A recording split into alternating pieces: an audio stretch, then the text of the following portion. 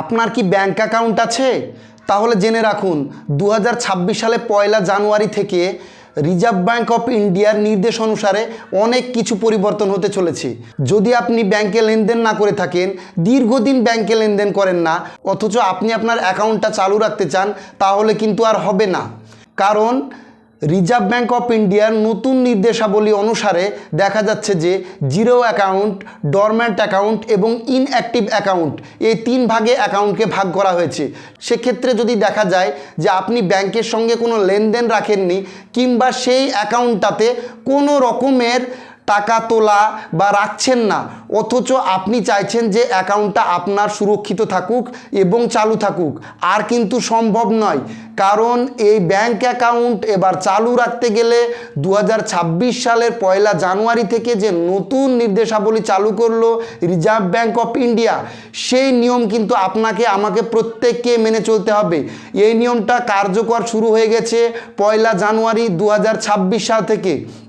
অতএব এই ভিডিওটা সবাই মনোযোগ সহকারে দেখুন এবং আপনার ব্যাংক অ্যাকাউন্টটাকে সক্রিয় রাখার চেষ্টা করুন। ভিডিওটা ভালো লাগলে অবশ্যই আমার চ্যানেলটাকে সাবস্ক্রাইব করুন।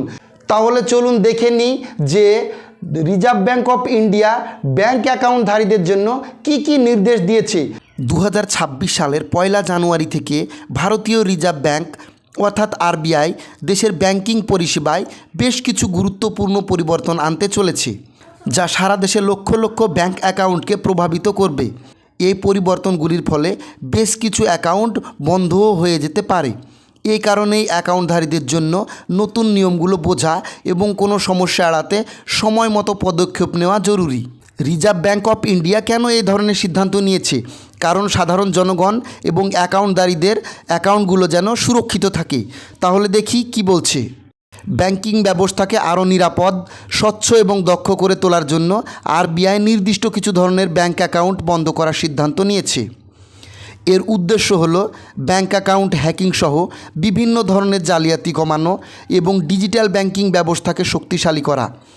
এই পদক্ষেপগুলির মাধ্যমে কেন্দ্রীয় ব্যাংক ব্যাংকিং ব্যবস্থায় থাকা ত্রুটিগুলি দূর করতে এবং গ্রাহকদের জন্য উন্নত সুরক্ষা ও পরিষেবা নিশ্চিত করতে চায়।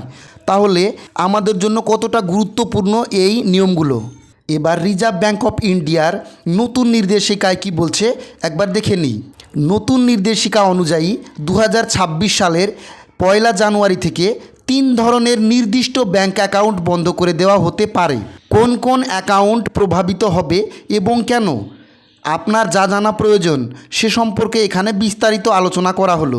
চলুন আলোচনাগুলোতে কি আছে দেখি। প্রথমে ডরম্যান্ট অ্যাকাউন্ট নিয়ে আলোচনা। যে অ্যাকাউন্টে 2 বছর বা তার বেশি সময় ধরে কোনো টাকা জমা বা তোলা হয়নি তাকে ডরম্যান্ট অ্যাকাউন্ট বলা হয়। এই ধরনের অ্যাকাউন্টগুলি সহজেই হ্যাকারদের নিশানা হয়, কারণ এগুলি সক্রিয়ভাবে পর্যবেক্ষণ করা হয় না। গ্রাহকদের সুরক্ষা দিতে এবং জালিয়াতি কমাতে আরবিআই সিদ্ধান্ত নিয়েছে যে এই অ্যাকাউন্টগুলি অব্যবহৃত থাকলে বন্ধ করে দেওয়া হতে পারে। যদি আপনার 2 বছরের বা তার বেশি সময় ধরে কোনো লেনদেন না করে থাকেন, তাহলে কিন্তু আপনার অ্যাকাউন্টটাকে ডরম্যান্ট অ্যাকাউন্ট বলে গণ্য করা হবে। তাহলে অবশ্যই একবার ব্যাংকে গিয়ে আপনার ব্যাংকের বইটা চেক করে নেবেন। এবারের বিষয় ইনঅ্যাক্টিভ অ্যাকাউন্ট। ইনঅ্যাক্টিভ অ্যাকাউন্ট হলো সেই সব অ্যাকাউন্ট যেগুলিতে দীর্ঘ সময় ধরে, সাধারণত 12 মাস বা তার বেশি সময় ধরে কোনো লেনদেন হয়নি। এই অ্যাকাউন্টগুলি অপব্যবহারের ঝুঁকিও বেশি থাকে। ভারতীয় রিজার্ভ ব্যাংকের নতুন নিয়ম অনুযায়ী অ্যাকাউন্ট ধারক সময় মতো অ্যাকাউন্টটি পুনরায় সক্রিয় না করলে এই ধরনের অ্যাকাউন্ট বন্ধ করে দেওয়া হতে পারে। এমনকি ছোট ছোট লেনদেন করলেও অ্যাকাউন্টটি সক্রিয় রাখা সম্ভব। অতএব আপনারা ছোটোখাটো লেনদেনগুলো কিন্তু করুন, 200, 500, 1000 এরকম করে লেনদেন করতে থাকুন। এটাই বলছে ইনঅ্যাক্টিভ অ্যাকাউন্টের ক্ষেত্রে রিজার্ভ ব্যাঙ্ক অফ ইন্ডিয়া। যে সমস্ত ব্যক্তিরা জিরো ব্যালেন্স অর্থাৎ কোনো রকমের টাকা অ্যাকাউন্টে না রেখে অ্যাকাউন্ট খুলেছিলেন, সেই সমস্ত অ্যাকাউন্টধারীদের বিষয়ে রিজার্ভ ব্যাঙ্ক অফ ইন্ডিয়া 2026 সালে কি করতে চলেছে একবার দেখে নিই।